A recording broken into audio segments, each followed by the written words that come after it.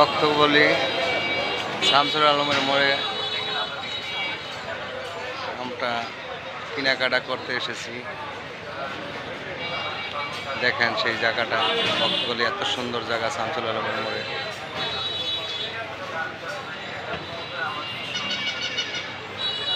অনেক সুন্দর জায়গা, দেখলে ভালো লাগবো, দেখার মতো প্লেস।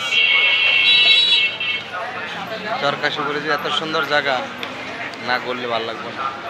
দেখেন বিশাল মার্কেট হয়ে গেছে, এত সুন্দর স্টার।